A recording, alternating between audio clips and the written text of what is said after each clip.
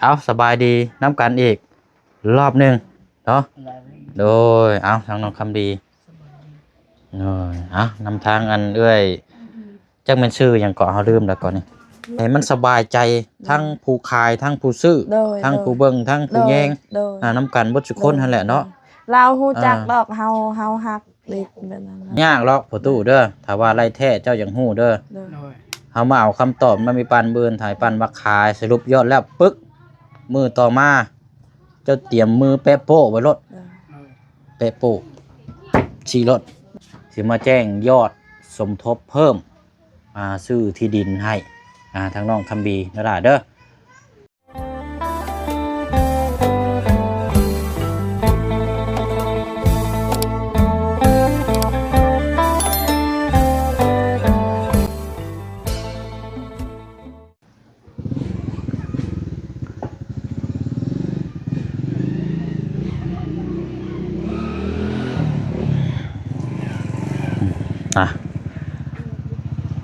พอใครเนี่ยจักน้อยบาดนี้เนาะกินี่โอ้ยแหงพี่น้อยเนาะพากันดึงวัดทางที่ดินสำหรับทางไอ้ปันจะแบ่งขายให้ทางพ่อน้องคำดีนะพี่น้องเนาะหรือว่าทางครอบครัวน้องคำดีก็เดี๋ยวรอชมคำตอบน้ำกันเนาะพี่น้องเนาะสำหรับทางที่ดินว่าทางไอ้ปันเนี่ยจะแบ่งในราคานี่เท่าไรเนาะแต่ว่าที่ดินแบ่งนี่ก็เฮาฮู้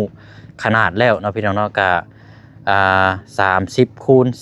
15เนาะที่ดินกับมองที่เฮาเบิ่งน้ำกันอะไรพี่น้องเนาะมาต่อกันอีกคลิปนี้ก็อะไรพี่น้องเนาะหลังจากเฮารับรู้เรื่องขนาดที่ดินแล้วเนาะพี่น้องเนาะมารับข่าวดีน้ำกันบัดนี้พี่น้องเนาะสำหรับทางครอบครัวของทางน้องคำดีนะพี่น้องเนาะกราบสบายดีและสวัสดีพ่อแม่พี่น้องเบิดสุขุสุคนเด้อพี่น้องเนาะพบเจอกันอีกคือเก่าคือเดิมพี่น้องเนาะถือว่ามาต่อกันอีกคลิปนี้ก็มีข่าวดีเนาะสำหรับทางครอบครัวเราเนาะก็พอดีเนาะมีทาง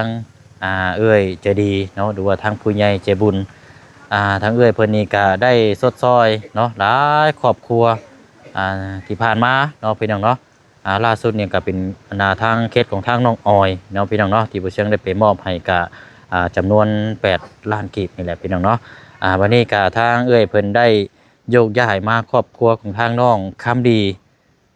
เนาะได้ฝากเงินมาสมทบนี่10 ล้านกีบเนาะพี่น้องเนาะจะสมทบซื้อที่ดินให้น้องเพิ่นนี่แหละพี่น้องเนาะกะโอ้ยดีใจน้ำลายบาดนี้พี่น้องเนาะสำหรับทางน้องคำดีเนาะพี่น้องเนาะทางเอ้ยเพิ่นบ่ให้ซื้อประสงค์ออกนามเนาะมีแต่ว่ากะขอบขอบใจเนาะขอบคุณทางเอ้ยใจดีเนาะอยู่ทางต่างประเทศเด้อเนาะพร้อมครอบครัวเนาะที่ได้เบิ่งแยงติดตามแล้วก็เป็นกำลังใจให้เนาะหลักๆเลยก็ในช่องของทางบ่เสียงนี่แหละพี่น้องเนาะขอบใจทางเอ้ยน้ำลายเนาะที่เชื่อใจวางใจให้บ่เสียงนี่เป็นสะพานบุญให้เนาะ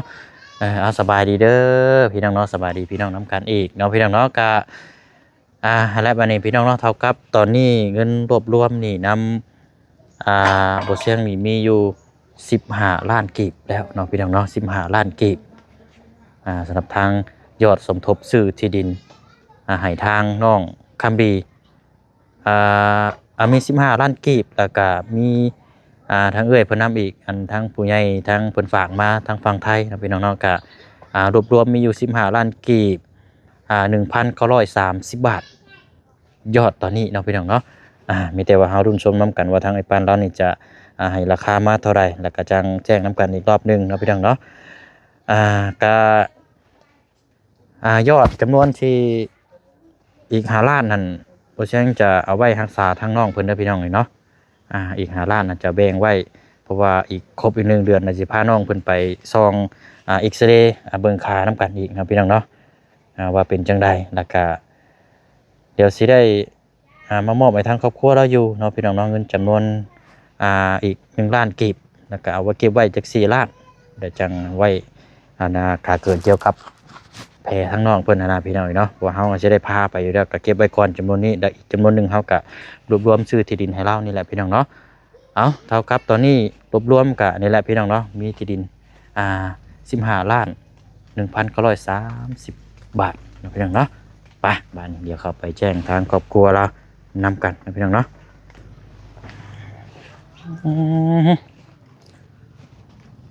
โอ้แต่นี่เนาะใช่คือเงียบแท้เป็นที่ใดเอายังบ่ทันกลับเนาะกลับเข้ามาอีกรอบก่อนโอ้ยเนาะโอ้แดะนี่ประตูเปิดไพ่อยู่ฮะมันมืดโพดบ่จันเข้ามาว่าอุ้ยเดินเอาอยากมืดเนี่ยจักหน้อยว่าซั่นหลอกไฟและเปิดไว้นำเพราะว่าถ่ายคลิปเนี่ยบ่เห็นได้มืดเลยพี่น้องเพิ่นผู้เพิ่นมองก็เพิ่นก็นี่ได้เนาะ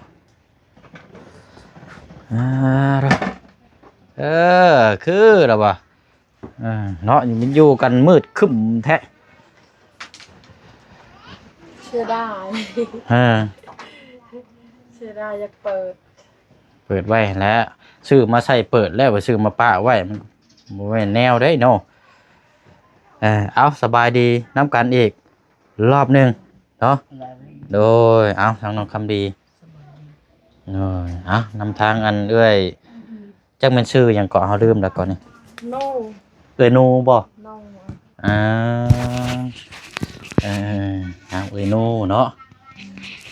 อะไรกะโนกะนายมานั่งพี่ก่อนเอ้ยมานั่งฟังนี่เจ้าถือมาพี่ด้านไหนไปครับนั่งเรียงกันฟังนี่ก็ได้นั่งข้างๆนั่นแหละว่ามุมกล้องเขามันจะได้เห็นแน่นั่งติดๆกันเนี่ยจังหน่อยละน้องคำดีก็ยังประคองไว้อยู่เนาะโดยโอ้สนามเม็ดได้ออกงานอีกแล้วเนาะตั้งแต่เฮือนทางอาเจืองเพิ่นได้นี่พี่น้องทางแม่เพิ่นฝากซื้อมาถือว่าเรื่องที่ดินที่ทางนี่เฮาก็ได้ทำหู้น้ำกันแล้วเนาะคมกวงคมยาวแบ่งให้กับ30/15ก็มีแต่มื้ออื่นเดี๋ยวสิมาเอาคำตอบนำเด้อว่าเท่าใดพี่น้องเฮาบ่ได้ตอบเฮายันให้เราเบิ่งอยู่ในอีกให้เราเบิ่งอยู่ไสเบิ่งคักๆบ่อนเฮาแทกนั่นแหละให้เราเบิ่งคักๆแล้วเว้าแนวใดก็ขอน้ำเจ้าแต่ให้เราเบิ่งคักหมายถึงนี่คือจะยับลงไปอยู่รุมพุ่นบ่แม่แบบใดนะบ่อนเฮาแทกนั่นแหละเราอยากได้แต่ให้เราเบิ่งอีกเบิ่งให้ประตูนี่บ่แม่ให้คิดเบิ่งว่าอยู่หันบ่หรือว่าแนวใดให้เรา100%แบบเราเอา100แล้วแต่ให้เราเบิ่งอีกจะน้อยเราสิติว่าเฮาซอยผัดให้ซื้อที่ดินว่านั้นอีกเว้าจังหวะก็ลองอันนี้เนาะเอาง่ายๆซากะคันสิเว้าก็เฮาให้มันสบายใจทั้งผู้ขายทั้งผู้ซื้อทั้งผู้เบิ่งทั้งผู้แยงนำกันเบิดทุกคนนั่นแหละเนาะเราฮู้จักดอกเฮาฮักเด็กแบบนั้นจ้ะก็อยากให้ถ้าว่าบ่สบายใจนี่มันก็บ่คักบ่แน่ได้เนาะเพราะฉะนั้นก็ให้ต่างคนก็ต่างให้ทำฮู้นำกันแล้วก็ให้สบายใจนำกันเบิดทุกคนนั่นแหละเนาะทั้งครอบครัวมันจังอันนี้ถ้ามันมีอคตินั่นแหละมันก็บ่สบายใจได้เนาะเพราะฉะนั้นก็นั่นแหละคนได้คนจะน้อยเขาเว้าแบบนั้นแบบนี้เอาให้เราคิดเอาใจตัวเองนั่นแต่ว่าการใช้ชีวิตดำรงก็จะบ่มีปัญหาหรอกเพราะว่านึงมาเป็นคนในพื้นที่นี่อยู่โดยบ่ใช่ปัญหาหรอกถ้าว่ายกตัวอย่างคือเป็นคนบ้านอื่นแหละเฮามาอยู่นี่แหละมันอาจจะใช้เวลาเนาะในการเรียนรู้หรือว่าผู้คนที่ว่าเฮามาอยู่ใหม่นะอันนี้เฮาเป็นคนพื้นที่แนงบ่ยากหรอกเนาะมีแต่ว่าเฮาไปอยู่มองอยู่อาศัยแล้วก็ค่อยปรับปรุงเอาแค่นั้นก็พอเพราะว่าผู้คนที่ว่าบ้านใกล้เคียงนี่เฮาฮู้นำกันเบิดได้เนาะฮู้จักกันกินกันอยู่กันเบิดแหละนะสิบ่ยากปานใดหรอกจังไดก็ตามแต่เนาะเพื่อความสบายใจก็ถามตัวเองนำแล้วก็ถามหลายคนให้แหละเนาะว่าเฮาก็บ่ได้รีบร้อนดอกเนาะแม่เอาทั้งน้องคำดีนี่ก็ถามเบิ่งนี่น่ะอันแหละไม่เอิ้งเต้กะบ่ห้ามก็ตายโอเคเป็นได้เอ้ยบ่ดีใจอยู่บ่เห็นที่ดินบ่ฮะอันนี้ปั้นถามแล้วว่า สิมีที่ดินเป็นของตัวเองแล้วนี่ดีใจอยู่บ่แล้วเจ้าแปลให้ฟัง này mẹ bên cái tay nó cho ngon mời mẹ ăn mẹ ơn ảo mẹ khóc Dạ, chạy mẹเลยmẹ ăn อืมดีใจอยู่บ่ rồi ăn mẹ ăn อ่า đi chạy ดีใจเนาะอันนี้ก็ให้ทำหูน้ำกันเนาะหนึ่งมากกะอันที่ว่าก็มีแต่รุ่นมื้อนั่นแหละเฮาสิมาเอาคำตอบของเจ้าเด้อว่าจังไดกับผู้เพิ่นเบิ่งผู้เพิ่นแย่งอยู่ในตอนนี้เพิ่นก็รอท่าอยู่แล้ว แบบว่าเราอยากได้แล้วเราอยากได้ดิเราคอดินำเฮาบัด อืม เรายังบ่ฮู้ว่าได้แท้อันนี้ได้แท้ให้เราเบิ่งคักอะไรกัน ก็บ่ยากหรอกประตูเด้อถ้าว่าไรแท้เจ้ายังฮู้เด้อ เด้อ rồi เฮามาเอาคำตอบมันมีปันเบิ่นถ่ายปันว่าขายสรุปยอดแล้วปึ๊กมือต่อมาเจ้าเตรียมมือแปะโป้ไว้รถ เด้อ แปะโป้ชี้รถ เด้อเฮ้ย หรือว่าเจ้าเขียนหนังสือได้บ่ เอาเป็ด เขียนว่าอะไรกับแปะโป้เนาะก็จบเลยบัดนี้มีใบหนึงต่างคนต่างระบายกัน เด้อ เรียบร้อยบัดนี้แค่นั้นแหละบัดนี้อันนี้คือได้แท้อันนี้เด้อ rồi เออ nữa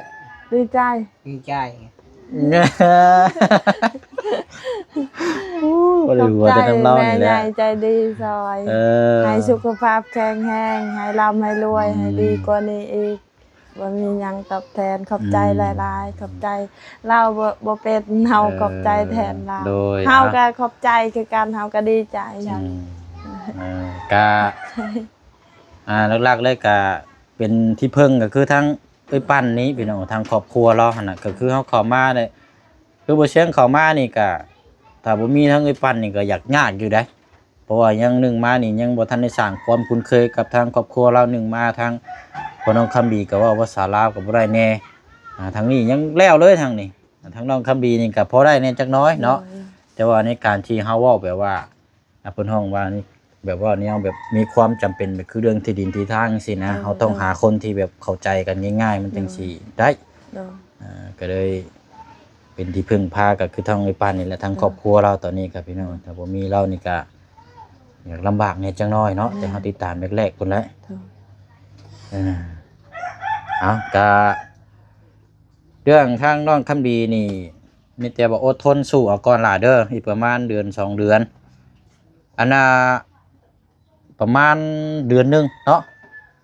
ได้ประมาณผ่านไปแล้วอาทิตย์หนึงเนาะให้มันครบประมาณเดือนหนึงแล้วเดี๋ยวบ่เชิงสิพาไปซองตัวนี้เด้อ เด้อ ซองเอ็กโกเบิ่งได้ว่ากระดูกนี่มันติดบ่หรือว่าจังไดเนาะทำฮู้นํกันนะอีกประมาณเดือนหนึงเนาะจำไว้เด้อ มีแต่สิ่งดีๆตลอดดีใจละ เพราะว่าเฮาก็นั่นแหละ ตัวนี้ก็ซอยว่าได้คือกันมีแต่จิตตาซอยดีใจ โดย บอกพังระยะน้ำในเด้อ โดย ให้เราดีใจน้ำในกะนั่นแหละพี่น้องเพราะว่าตอนนี้ผู้ใหญ่หรือว่าซีเฮาเพิ่นก็เบิ่งเพิ่นแย่งอยู่เพราะว่าสงสารนั่นแหละกันสิว่ากันเนาะ โดย อ่า สงสารนั่นแหละ โดย ที่ดินก็เอาให้แบกกันแบบนั้นความสงสารนั่นแหละ โอเคเนาะกะโอ้เนาะมุมภาพมันบ่อยากได้พี่น้องเอ้ย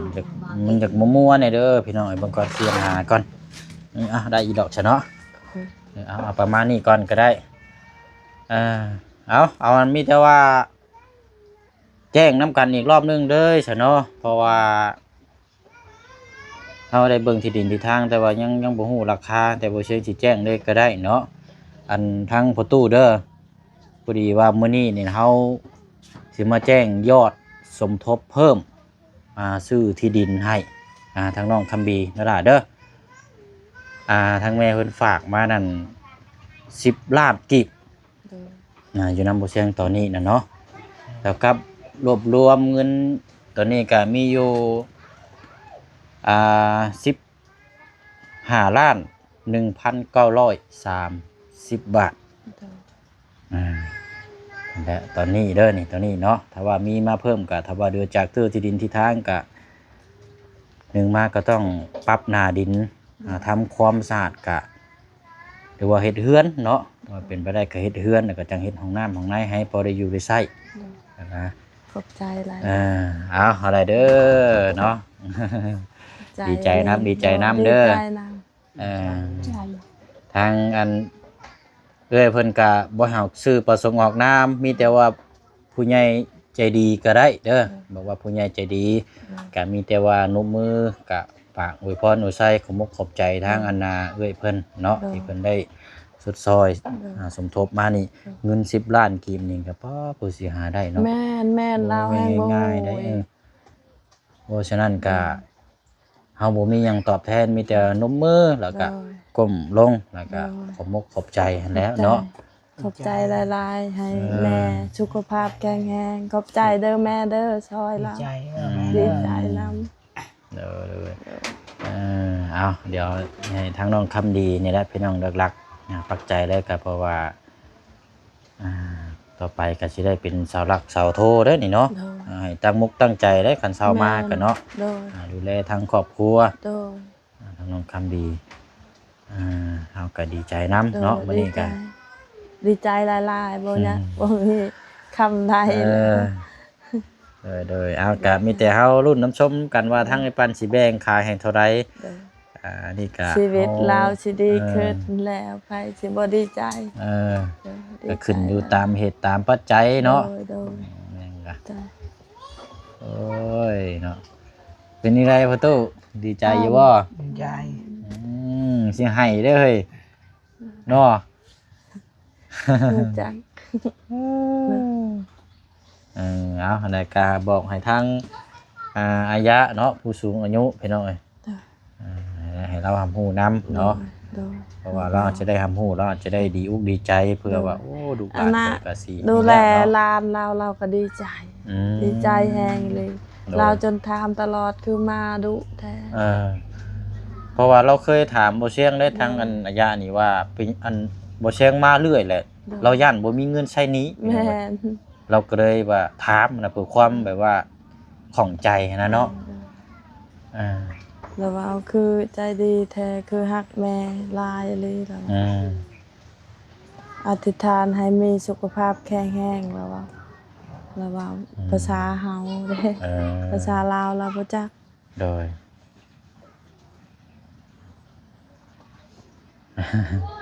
โอ้ยเนาะเอาคืนชมน้ำกันต่อไปบัดนี้พี่น้อยเนาะกะหลักๆเลยก็ให้มีแต่หักแพงสามัคคีกันเนาะเบิ่งแย่งกันประคบประคองกันมีหยังก็คอยเว้าคอยจามีหยังก็กินไปคือเฮากินตะไลมาหั่นแหละเนาะ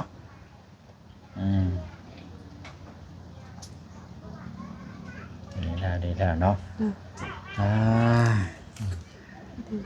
นะประตูกันเนาะหน้าตาเรานี่สิประมาณนี้แหละพี่น้องดีใจบ่ดีใจเราก็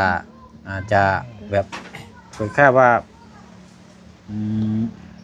คนดีใจกับบ่ดีใจก็สิประมาณนี้บ่เนาะจะลองยิ้มมึงจ้ะ ไม่อ่านเบิ่นนะจ๊ะ ยิ้มแบบดีใจ เอาเลย อ่านคือชาตินั่นแหละ เดินไว้น่ะ ใจ เอา ดีใจ สงสารเนาะพี่น้อยเนาะโอ้ยเมื่อวานนี่ไปอันดำหน้าน้ำไม่ปั้นเนาะเห็นเราใส่ชุดใส่กางเกงกะสำหรับทั้งตัวโบเชียงนี่พอเราแต่งตัวแต่งกายนี่กะว่าในมุมมองที่แบบมีความมีค่าในพี่น้องแต่ว่าเฮาเบิ่งแบบว่าสนุกอยู่แต่ว่าเห็นเราก็ยังสงสารเนาะคือเก่า สงสาร แบบ โต ว่า คือกัน แค่ว่ายังเดียวเบิ่งแนวยังบ่ผ่านจุดที่เราอยู่ตอนนี้นะเฮาเบิ่งก็ยังสงสารคือเก่าหั่นนะถึงแบบว่าเราสิแต่งโตวหรือว่าบุคลิกเมื่อวานนี่น่ะให้แบบมีความมีค่าแต่ว่าเฮาเบิ่งก็ยังสงสารอยู่นะพี่น้อง เฮายอกแบบใดแบบหนึงเราก็บ่หาย เราลึงเลยครับคนมักหายนะแต่นางน้อย ชินแล้วเนาะ แม่คิดนะ แต่น้อยๆอยู่กับคนอื่นรู้จักและอยู่กับคนอื่นอิ่มข้าวก้อนจึงให้เรากินคันช้ำเด็กช้ำน้อยแกเขากินวัดเราบ่มีแต่ยังน้อยพูดเราเคยเล่าให้เฮาฟัง เป็นแบบว่าคนอดข้าวอดน้ำนะเนาะ อดข้าวอดน้ำอดอยู่อดกินตลอดเนาะ แม่นถ้าได้เมียก็คือกันอีกแบบนั้น พากันทุกข์นำกัน อืม 5-6 มื้อก็เข้าเคยอดได้น้ำเข้า ข้าวกินนั่นบ่ แม่น ป๊าดโต แต่เขาบ่ได้ผิดกันอดกับพร้อมกันอด อืม กับเมียล่ะ อืม ชุดมึงไง แต่ถามว่าขยันนี่ก็ครอบครัวนี่ขยันเนาะ แม่ เนาะ ดุ คือว่าอันไปเฮ็ดให้นั่นอยู่ผู้ลูกนั่นนั่นจะข้ามไปเทิงพุ่นบ่ แม่ จะว่านะ แม่ อันให้เฮ็ดตอนนี้นั่นบ่ ตอนนี้ปีนี้เราบ่ได้ไปเฮาเว้าสิพอร์ตให้เรา2 เฮกตาร์ครึ่ง อ๋อ แล้วเราซักให้อยู่ดินเฮาปีนี้เราบ่ได้ไปปีกายนี่เราไปก็บ่มีข้าว อืมอันผู้ลูกนั่นบักใหญ่เนาะเพื่อ แม่ ข้ามไปพุ่นอีก โอ้คนอยู่บ้านนี่เขาบ่เฮ็ดไผก็บ่ มีแต่เรานี่ ลาวจำเป็นได้บ่มีดิน พูดดีๆนี่เนาะ แม่อีโตดน่ะดี อืม คันเฮ็ดก็น้ำตาสิไหลแล้วเมื่อแต่พุทธ อืมๆๆ เห็นเฮาจึงกันน้ำตาบ่ได้เห็นคนทุกข์แบบนี้อีโตดน่ะดี โดย เพิ่นอยากให้ก็คือเจ้าเฮ็ดนั่นแหละ อืม เงินพอเลี้ยงครอบครัวเอง มันก็หลายอย่างหลายแนวเนาะ แม่ หลายปัจจัย เด้อ การอยู่การกิน ครอบครัวลูกเต้าบัดบัง อันนี้ก็กำลังอยู่กำลังอยากซ้ำบัดนี้เนาะ แม่ แล้วการกินการอยู่นี่ก็เนี่ยลูกเราก็มีผู้หญิง2 คนเนาะน้องน้อยนะพี่น้องเว้าเรื่องในอยู่ในกินนี่มาม่านี่มาแก๊สหนึงมื้อเดียว แม่ ไข่นี่มื้อเตะนะคันบ่กินนี่มันก็บ่ติแบบว่าเขาเจ้าบ่เคยกินเนาะ แม่น ก็ บ่ แบบว่า เคยกิ กิน น แบบอ๋อ คันได้เงินคัน อืม ผู้นี้เคยเขาเอารับจ้างคันได้เงินแหละเอาไว้ซื้อข้าวกิน อืม บ่ได้สู้ซื้ออันนั้นมีหยังกิน ๆอืมดูอ้ายเนาะอ้าว เขาชินเลยกับความทุกข์เลยเขา อืม จักในใจเขารู้สึกคือการบ่จักแบบเฮาคันเห็นคือเขาทุกข์นั้น ทนบ่ได้ อ่า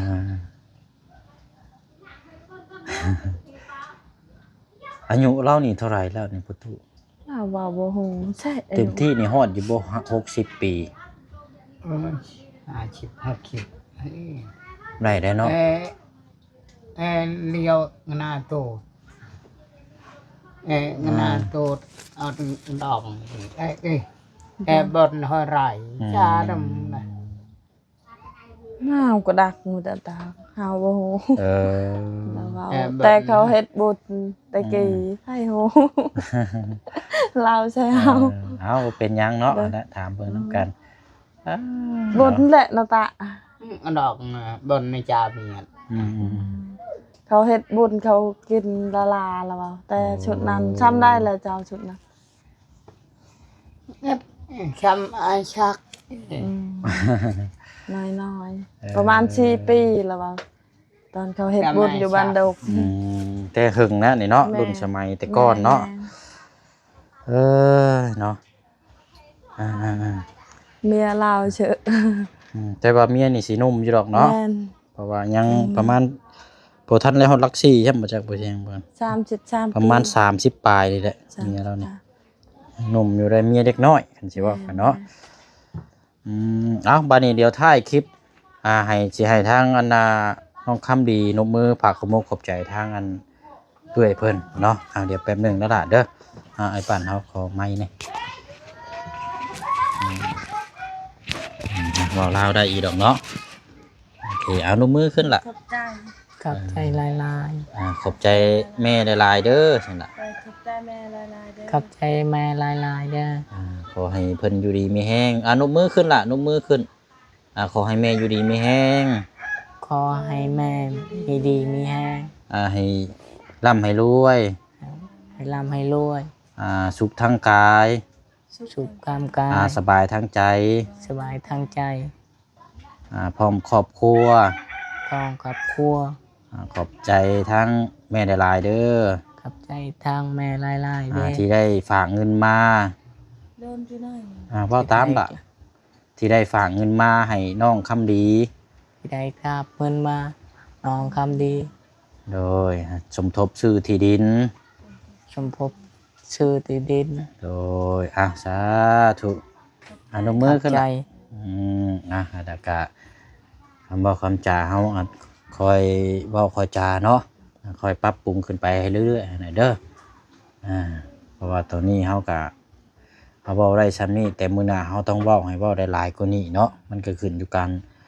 ฝึกฝนนั่นแหละเนาะคือเฮาไปเฮ็ดเปียกนั่นแหละคือเจ้าแต่ก่อนเจ้าไปแก่กล้วยมื้อหนึงเจ้าแก่ได้5เครือบัดมื้อหน้าเจ้าไปเห็นกล้วยงาม เจ้าแก่มามื้อนี้10เครือคำเว้าคำจาก็คือกันประมาณนั้นนั่นแหละเนาะมันก็จะกลายเป็นผลแบบว่าดีขึ้นนั่นแหละเนาะเอานมมือให้อ้ายหน่อย ขอบใจ เอานมมือใส่หน้าเอิกสินมมือใส่หน้าเอิกสิเอาโอเค1 2โอเคเอาทั้งนี้นำเด้อขอแคปหน้าจอในเอานมมือให้เฮาหน่อย3คนมองกล้องให้หน่อยภาพมันอยากมืดไปหน่อยเนาะโอ้มองหน่อยเด้1 2โอเคเอาได้บัดนี้สิได้แยกย้ายก่อนมื้ออื่นเดี๋ยวมาเอาคำตอบด้วยปันเด้อเฮาสิไปเบียกต่อก่อนเนาะเอาสบายดีเด้อ เจ้าสุขภาพแข็งแรงให้มีความสุขตลอดไป โดยเอาเด้อเด้อเอาคำดีเนาะเอาไม้มาให้มาเสียงเลย ให้มีความสุข ตั้งไอ้ ใช่โอเคมาตัวนี้เอาบานตัวนี้ลืมบ่ได้ตัวนี้นี่ เนาะอะไรปั่นเด้อเดี๋ยวพูดละพี่น้อยจังมาเอาคำตอบน้ำกันมื้ออื่นไปวันนี้พี่น้องเนาะคือเก่าคือเดิมท้ายคลิปอยู่ในมุมเพื่อนอยากมืดแน่พี่น้องเนาะเพราะว่าคือเราเห็นน้ำกันนั่นแหละพี่น้องมันครึ้มฟ้าครึ้มฝนกับบวกกับเฮือนเราบัดอันนี้แน่เนาะไปวันนี้ก็สิได้ล่ำลาเด้อบัดนี้พี่น้องเนาะดุนชมน้ำกันอีกต่อไปเนาะเรื่องที่ดินที่ทางเฮาเนาะพี่น้องเนาะมื้อนี้ก็มาแจ้งยอดสมทบน้ำกันเพิ่มอีกเนาะพายุเข้าแล้วนี่โอ้ไปก่อนได้บัดนี้พี่น้อยเนาะ เอาเนาะมีแต่ว่าขอมุกขอบใจหลายๆเด้อเนาะทางผู้ซอยเนาะทางผู้เบิ่งทางผู้แยงทางผู้หับทางผู้ส้มน้ำกันเบิดสุขุสุคนเนาะที่ติดตามแล้วก็เป็นกำลังใจให้เนาะสุขทางกายสบายทางใจน้ำกันเบิดสุขุสุคนมีแต่ความสุขความเจริญในหน้าที่การงานคิดหยังทำหยังก็ขอให้มีแต่หุ่งเฮืองเจริญก้าวหน้าเนาะสาธุพี่น้องเนาะเอาฝากพี่น้องติดตามเบิ่งน้ำกันด้วยพี่น้องเด้อเนาะลาพี่ลาน้องไปก่อนวันนี้พี่น้องเนาะบ๊ายบายพี่น้องสบายดีโอ้ลม